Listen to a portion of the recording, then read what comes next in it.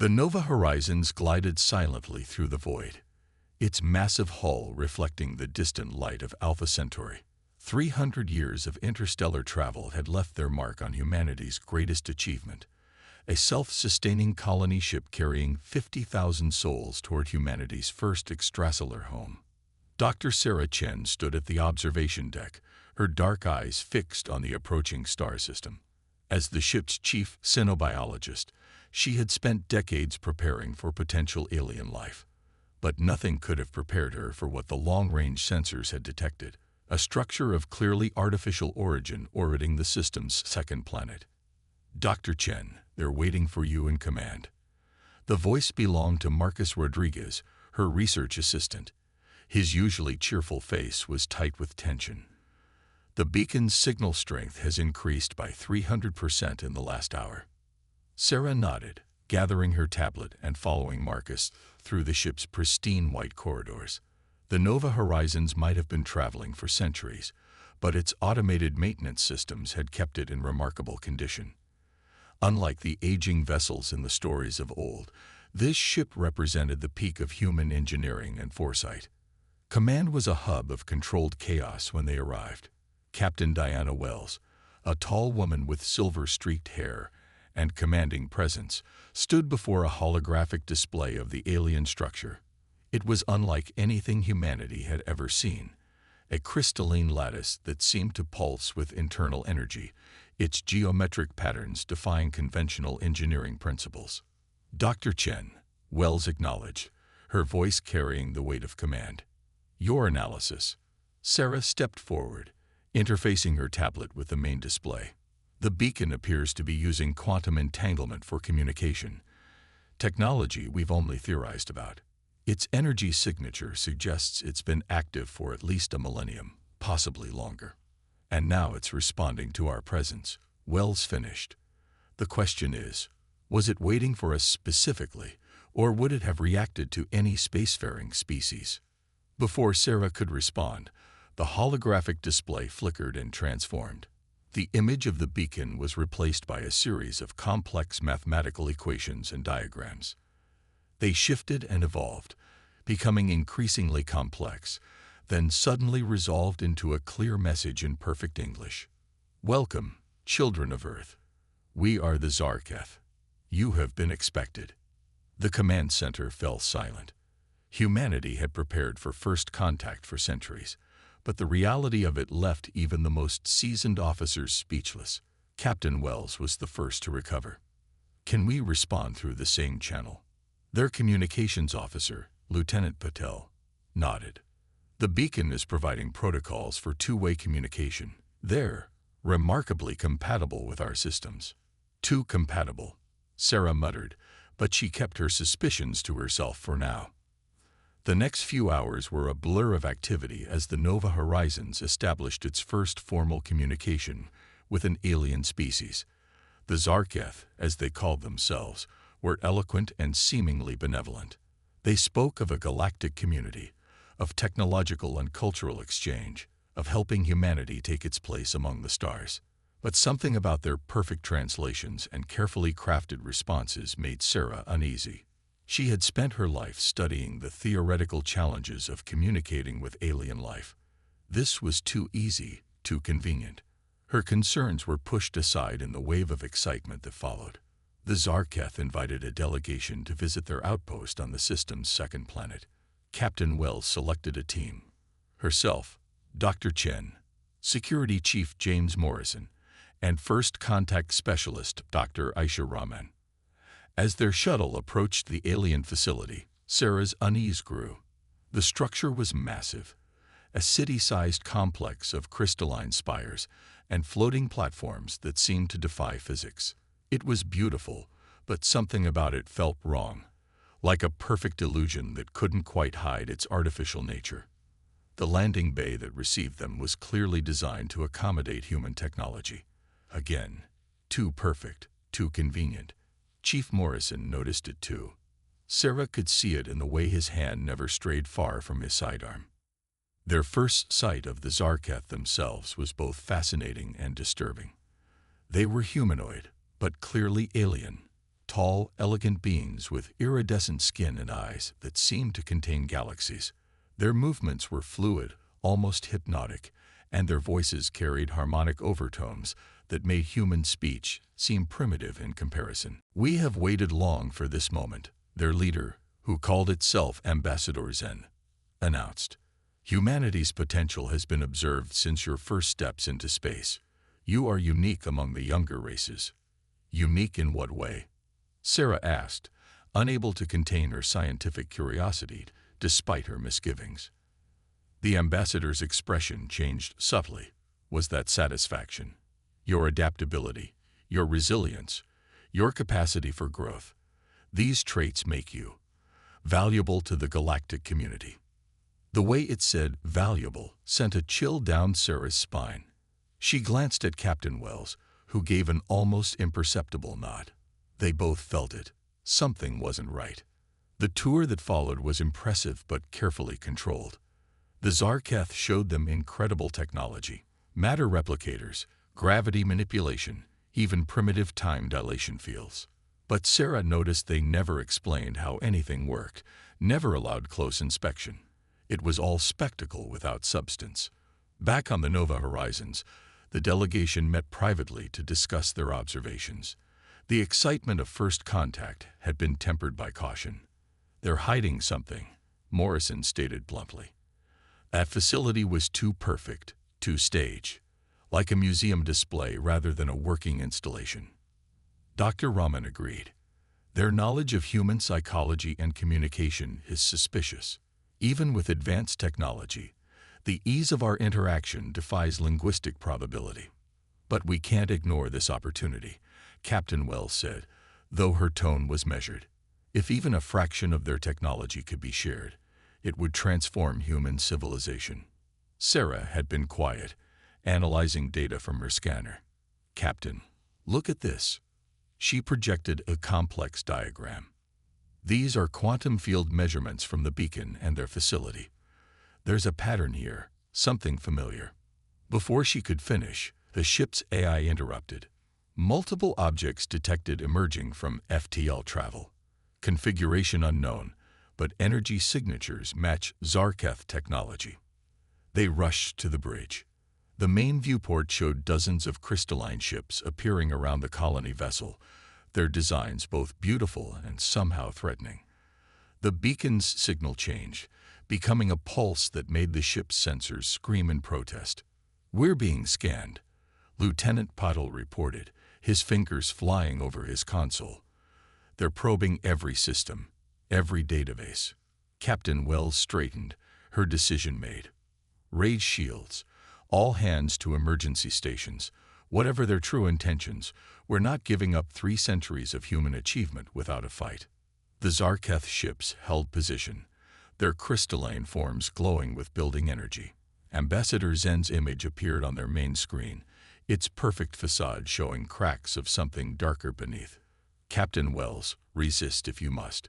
It will only prove what we already know about human nature. Your species' remarkable ability to adapt, to survive against overwhelming odds.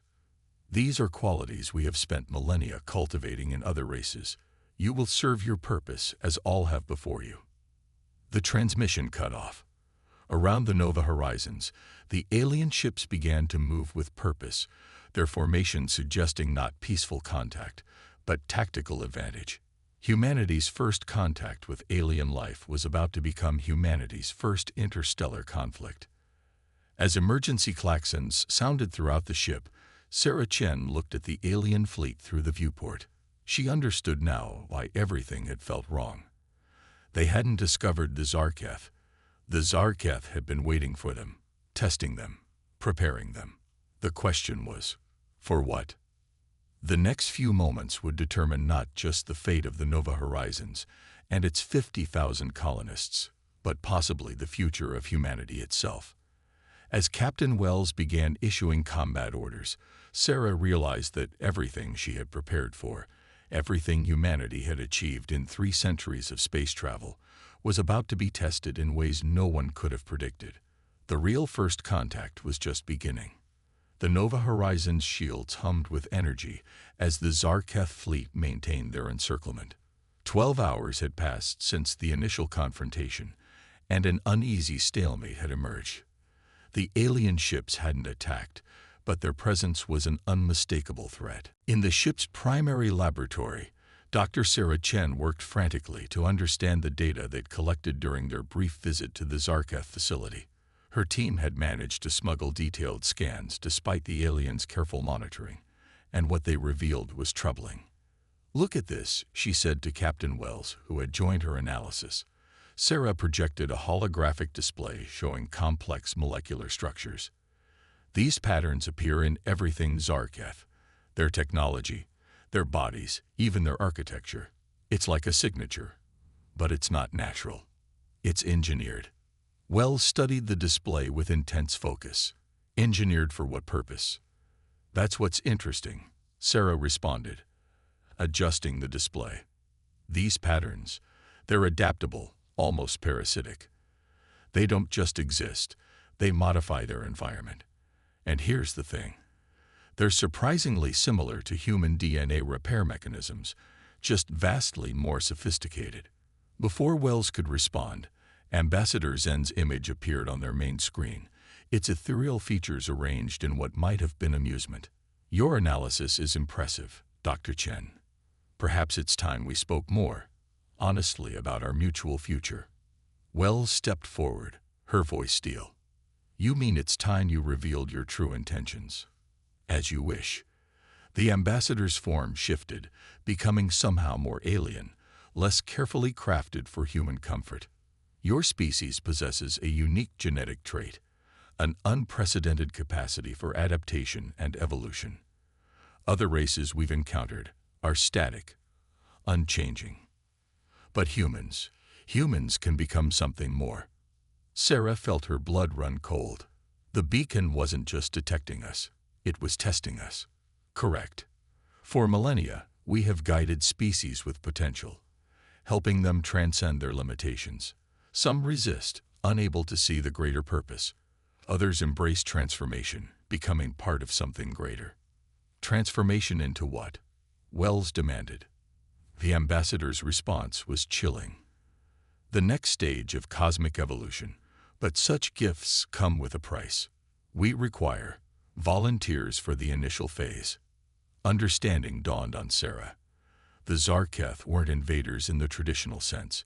They were cultivators, treating humanity like a promising crop to be harvested and modified. The thought made her sick. Wells didn't hesitate. "The answer is no. We didn't cross 300 light years to become someone else's science experiment."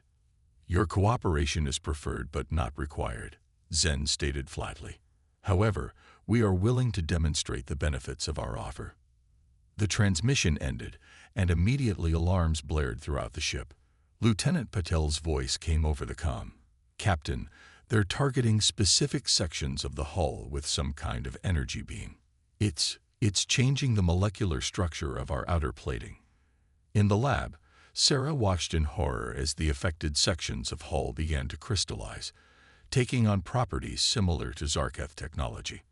But something unexpected was happening. The ship's automated repair systems were responding, engaging in a microscopic battle against the transformation. "They're testing our adaptability at every level," Sarah realized. "Even our technology reflects our genetic potential." Captain Wells was already moving. "Begin emergency protocols. I want all non-essential personnel in stasis now. Deploy the experimental defense drones, and get me Dr. Petal from engineering. If they want to play with molecular manipulation, let's show them what human ingenuity can do." The next few hours were a blur of activity. While the Zarketh continued their methodical probing of the ship's defenses, the crew of the Nova Horizons fought back with everything they had. Engineers modified repair protocols on the fly, security teams deployed countermeasures, and scientists like Sarah worked to understand and exploit every scrap of data they could gather about their adversaries. In engineering, Dr. Raj Patel made a breakthrough. The crystallization effect. He explained to Sarah and Wells, "It's not just changing our hull, It's trying to establish a quantum network, like their beacon. But our systems are fighting back in ways they didn't expect. We're not just resisting. We're learning. Sarah expanded on his observation. The Zarketh evolved beyond traditional biology, becoming something between organic and artificial. They think we'll follow the same path under their guidance. But human adaptability doesn't work that way. We don't just change, we innovate. Can we use this against them? Wells asked, ever focused on practical defense. Maybe, Sarah replied, her mind racing. Their entire civilization is built on controlled evolution, precise manipulation. But human adaptation is chaotic, unpredictable. If we could introduce that chaos into their systems. A new alarm interrupted their discussion. The Zarketh were broadcasting again, but this time to the entire ship. The message was simple but terrifying. Observe the price of resistance. On their screens, they watched as one of the smaller colony ships in their fleet began to transform. The crystallization was faster, more aggressive than what they'd attempted on the Nova Horizons. Within minutes, the ship was completely converted, its hull now a perfect match for Zarketh architecture. Then came the screams. The colony ship's communications were still active, broadcasting the sounds of its crew as they underwent their own forced evolution. The Zarketh were making an example of them. "Get me a secure channel to that ship," Wells ordered, her voice tight with controlled fury. "And prepare the prototype quantum torpedoes. If they want to see human adaptation in action, we'll show them what happens when you back humanity into a corner." Sarah worked with renewed urgency, the screams of the colony ship's crew driving her forward. The Zarketh had revealed their true nature, not conquerors, but manipulators who saw humanity as raw material to be refined and shaped according to their vision. But they had made a crucial mistake. They had assumed that human adaptability could be controlled and directed. As she studied the data from their transformed colleagues, Sarah began to see something the Zarketh had missed. The human capacity for adaptation wasn't just biological. It was cultural, technological, and above all, unpredictable. The very chaos they were trying to engineer out of humanity might be the key to defeating them. In the command center, Captain Wells gathered her senior staff. "We have two objectives," she announced. "First, we find a way to save our people on that colony ship. Second, we make the Zarketh regret ever thinking they could remake humanity in their image." The response was immediate and unified. Throughout the Nova Horizons, humans did what they did best. They adapted, they innovated, and they prepared to fight back. The Zarketh had spent millennia perfecting their process of guided evolution, but they were about to learn that human evolution followed its own path. And that path was about to take an unexpected turn. The converted colony ship hung in space like a crystalline warning. Its transformation was complete, but the Nova Horizons crew refused to accept that their fellow colonists were lost. In the 3 days since the Zarketh's demonstration, the massive colony ship had become a hive of activity, every department working toward a single goal: survival. Dr. Sarah Chen stood in what had once been a cargo bay, now converted into an impromptu research center. Around her, dozens of screens displayed data from their ongoing analysis of the Zarketh technology. But what caught everyone's attention was the central display, showing live footage from the transformed colony ship. "There," she pointed, freezing the image. "The crystallization isn't just changing their physical structure, it's creating a network. The Zarketh aren't just transforming individuals, they're integrating them into some kind of collective consciousness." Dr. Raj Patil leaned forward, his eyes wide. "But look at these neural patterns. Some of the colonists are resistant. Their brains are adapting to the transformation in unexpected ways." Captain Wells studied the data with intense focus. "Can we use this?" Sarah nodded slowly. "The Zarketh's process is perfect, too perfect. It assumes a standard response to their modifications, but human genetics have always been messy, full of redundancies and unexpected variations. Some of our people aren't just resisting. They're developing something new. Before she could elaborate, the ship's AI interrupted. Alert. Unusual activity detected in Stasis Section 7. Multiple pods showing anomalous readings. They rushed to the stasis chambers, where thousands of colonists slept in cryogenic suspension. The sight that greeted them was extraordinary. Several pods were glowing with a faint blue light, their occupants surrounded by patterns of energy remarkably similar to Zarketh technology, but distinctly different. They're adapting on their own, Sarah breathed. The exposure to Zarketh energy combined with human adaptability. It's triggering an evolutionary response, but not the one they intended. Security Chief Morrison arrived with a team, weapons ready. Is this a threat? No, Sarah said firmly. This is an opportunity. The Zarketh want to force us down their path of evolution, but we're finding our own way. These colonists, they're becoming something new, something neither human nor Zarketh. The ship's sensors suddenly blared a warning. The Zarketh fleet was moving, their crystalline ships forming new patterns around the Nova horizons. Ambassador Zen's image appeared on their screens, but this time, its perfect composure showed cracks of concern. Your resistance exceeds projected parameters, it stated. You will submit to guided evolution or face extinction. There is no third option. Captain Wells straightened, her voice steady. There's always another option. You've spent millennia guiding evolution, but you've forgotten something fundamental about the process. True evolution isn't guided. It's wild, unpredictable, and sometimes it creates something you never expected.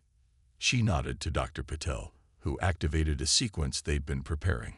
Throughout the ship, modified quantum field generators came online, broadcasting a signal derived from their analysis of both Zarketh technology and the anomalous readings from the stasis pods.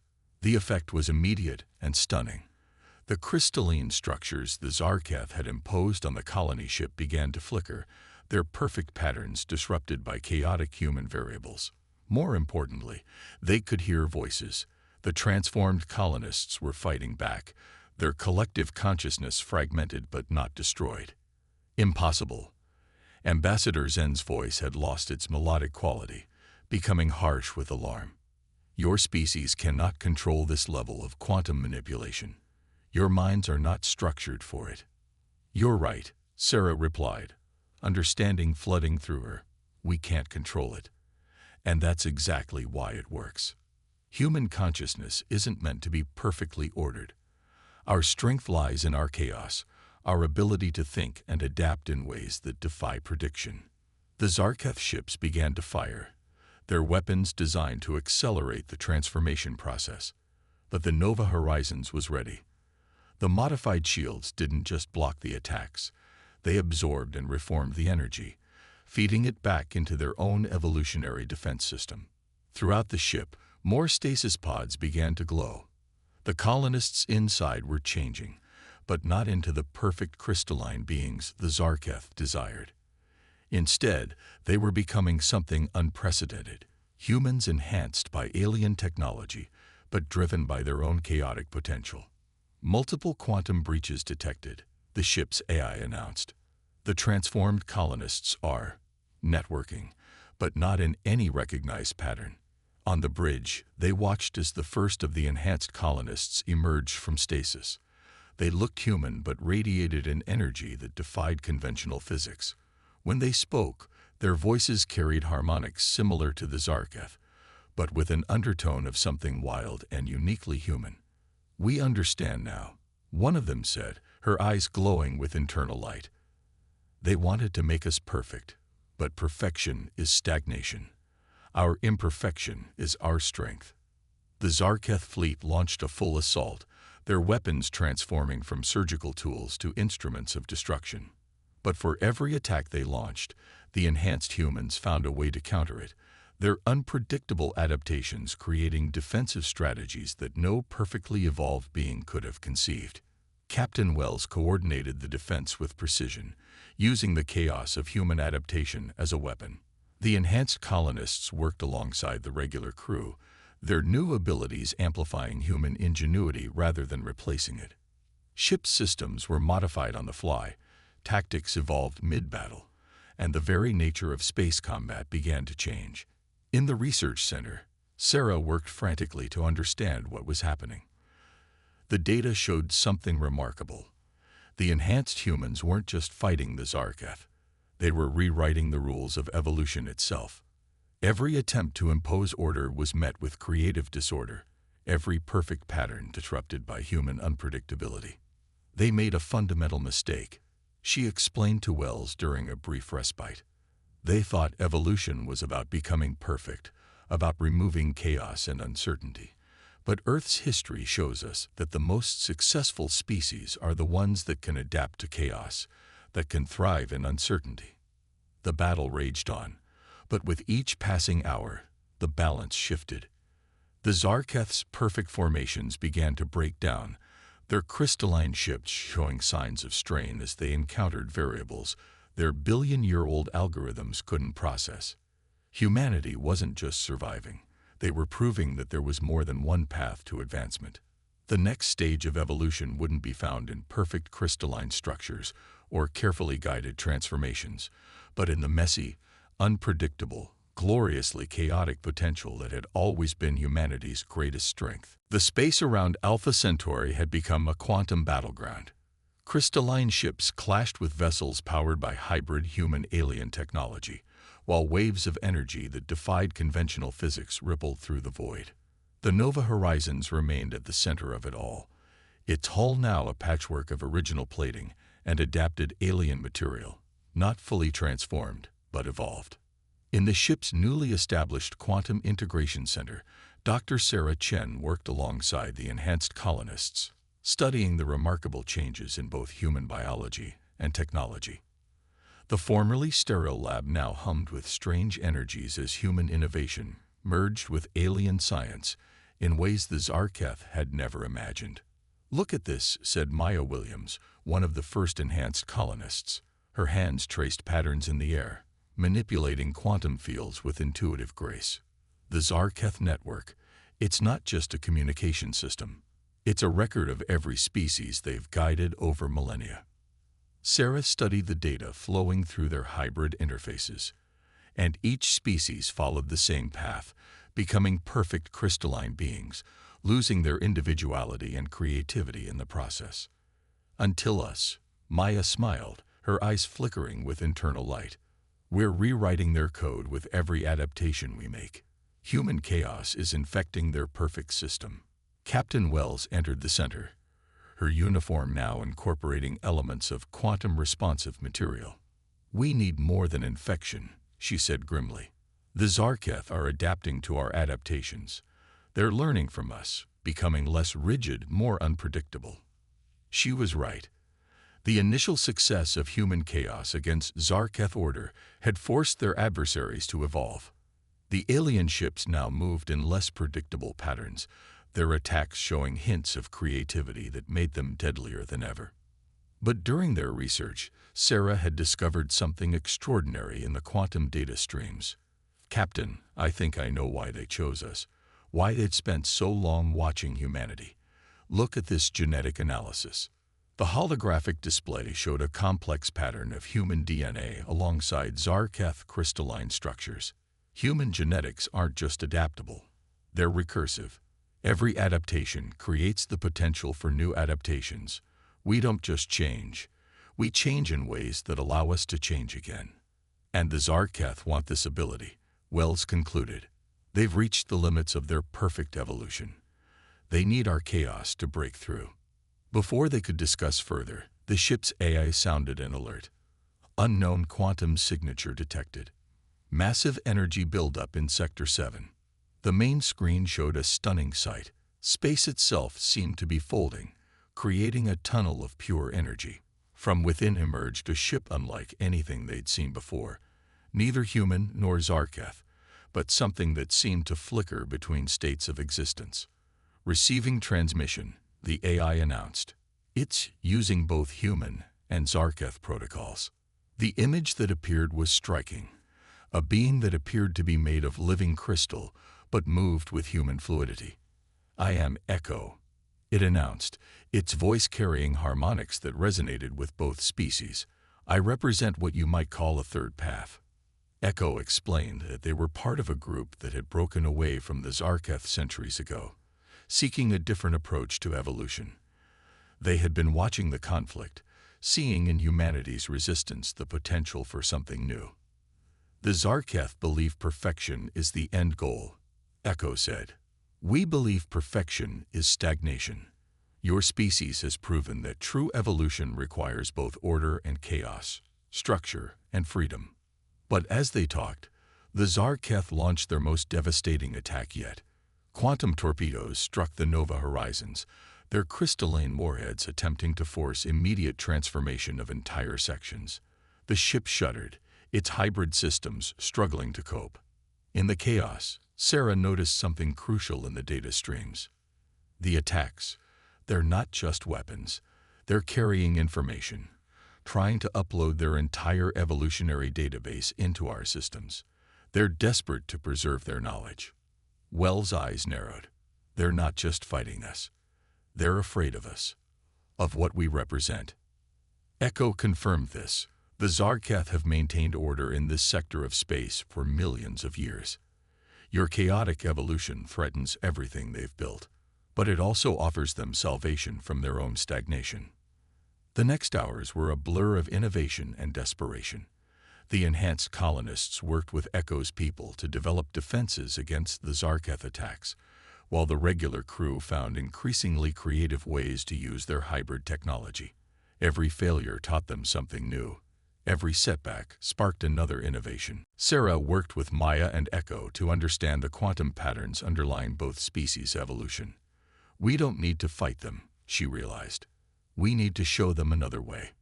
Using the ship's modified communications array, they began broadcasting a new kind of signal, not an attack or defense, but an invitation. The signal carried the quantum signatures of human adaptation combined with Zarketh structure, showing a path between chaos and order. The effect was dramatic. Some Zarketh ships immediately attacked with increased fury, but others hesitated. The perfect crystalline formation of their fleet began to show fractures, not from damage, but from choice. "They're individuals," Sarah breathed, watching the sensors. "Under all that imposed perfection, they still have the capacity for individual choice. We just had to remind them." Captain Wells seized the moment. "This is Captain Diana Wells of the Nova Horizons to all Zarketh vessels. We offer you not submission or destruction, but collaboration. Your order, our chaos. Imagine what we could become together." The battle paused as her words rippled through quantum space. The Zarketh ships hung motionless, their crystalline surfaces flickering with internal light, as if in fierce debate. Then, one by one, ships began to break formation, taking positions alongside Echo's vessel. Ambassador Zen's image appeared one final time, but now its perfect facade showed clear signs of strain. "You would undo the work of millions of years, replace perfect order with uncertainty. We would replace stagnation with growth," Wells replied. "Perfect order is death. Life requires both chaos and order, working together. That's the true path of evolution." The space around them hummed with possibility as more Zarketh ships broke ranks, their crystalline structures already showing signs of change. Humanity had done more than resist transformation. They had sparked a revolution in the very nature of evolution itself. 1 month after the Great Schism in the Zarketh fleet, the space around Alpha Centauri had transformed into something unprecedented. Where once crystalline ships had maintained perfect formation, now a diverse array of vessels orbited the system's second planet. Some remained purely Zarketh, others fully human, but most exhibited a fascinating blend of both technologies, proof that evolution had taken an unexpected turn. The Nova Horizons had become the heart of this transformation. Its hull now rippled with quantum energy, neither fully organic nor crystalline, but something entirely new. In what had once been the ship's main garden dome, Dr. Sarah Chen stood with Captain Wells, watching as humans and Zarketh worked together to create hybrid technologies that defied conventional understanding. The latest results from the integration trials are remarkable, Sarah said, gesturing to a holographic display showing cellular-level changes. The Zarketh who chose to embrace chaos aren't just copying human adaptability. They're developing their own form of it. And our enhanced colonists are learning to incorporate Zarketh precision without losing their creativity. Wells nodded, her expression thoughtful. And the holdouts. The conservative faction of the Zarketh fleet maintains their position at the edge of the system, Sarah replied. They're watching, evaluating. Echo thinks more will join us as they see the benefits of balanced evolution. Ambassador Zen had retreated with the conservative faction, but a new representative had emerged from among the progressive Zarketh. Known as Meridian, they appeared as a constantly shifting form, their crystalline structure flowing like liquid light, a visual representation of their embrace of change. We spent millions of years pursuing perfect order, Meridian explained, their voice carrying harmonics of both species. We forgot that the universe itself was born from chaos, that complexity emerges from the dance between order and randomness. Humanity reminded us of this fundamental truth.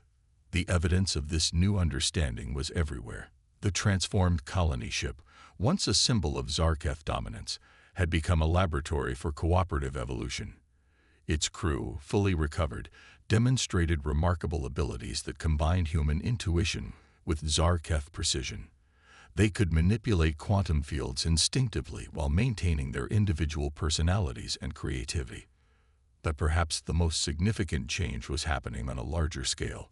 The quantum network that had once served to impose Zarketh order throughout the galaxy was being reprogrammed. Instead of forcing species down a predetermined evolutionary path, it now acted as a library and communication system, allowing civilizations to share knowledge while maintaining their unique characteristics. We're picking up signals from other sectors, Maya reported, her enhanced senses attuned to the quantum frequencies. Other species under Zarketh guidance are beginning to resist. Our example is spreading. The implications were staggering. Humanity's resistance hadn't just saved their own species, it had sparked a galaxy-wide renaissance of evolutionary diversity. The perfect order that had dominated this sector of space for millions of years was giving way to something more dynamic, more alive. Echo's ship, now a permanent part of the growing fleet around Alpha Centauri, had become a symbol of this new path. What you've achieved here, they said during a council meeting, is more than just survival or victory. You've proven that true advancement comes not from eliminating chaos or imposing order, but from finding balance between them. The Nova Horizons crew had begun preparing for their original mission, establishing humanity's first extrasolar colony. But now they had partners in this endeavor. The planet they had chosen showed signs of being habitable, and with combined human Zarketh technology, terraforming would be far more efficient than originally planned. We're detecting quantum signatures from deep space, the ship's AI announced one morning. Multiple vessels approaching from various sectors. They're hybrid designs, showing influences from dozens of species. Sarah and Wells rushed to the observation deck. The sight that greeted them was extraordinary. Ships of every conceivable configuration, each representing a different species that had broken free from Zarketh guidance. They had come not to fight, but to learn, to share, to evolve in their own unique ways. I never imagined this, Wells admitted, watching the growing fleet. We came looking for a new home. Instead, we found a new future for the entire galaxy. Sarah smiled, remembering their first encounter with the Zarketh beacon. They thought they were testing us, guiding us toward their version of perfection. But we were the test they didn't know they needed to face. Sometimes, the student becomes the teacher. The conservative Zarketh faction finally made their decision. Led by Ambassador Zen, they approached the Nova Horizons not in submission, but in recognition that their path of perfect order had reached its end. We choose evolution, Zen announced, their perfect form already showing signs of change. As Sarah watched humans and aliens working together, she realized that this was more than just a victory or a scientific breakthrough. It was the beginning of something greater, a new understanding of evolution itself. not as a linear path toward perfection, but as an endless exploration of possibility. The colony ships began their descent to the planet's surface, their hybrid systems adapting in real time to the atmospheric conditions. Human ingenuity combined with Zarketh technology created landing systems that could evolve during the descent, ensuring safe passage for all. On the surface, the first structures were already taking shape, buildings that grew and adapted to their environment, combining the organic fluidity of human design with the precision of Zarketh architecture. It was a physical representation of the philosophical change that had occurred, order and chaos working in harmony to create something greater than either could achieve alone. "What do we call this?" Maya asked, standing with Sarah and Wells as they watched the new colony take shape beneath an alien sky. "We're not just humans anymore, but we're not Zarketh either. We're something new." Wells looked out at the horizon, where the planet's twin suns were setting in a spectacular display of color. "We call it the beginning," she said. "The real journey of evolution, for all species, starts now." And so, 300 years after leaving Earth, humanity had found not just a new home, but a new purpose. They had become not just explorers of space, but pioneers of evolution itself, teaching an ancient race that the path forward wasn't through perfect order, but through the beautiful, chaotic, endless dance of change and adaptation that had always been their greatest strength.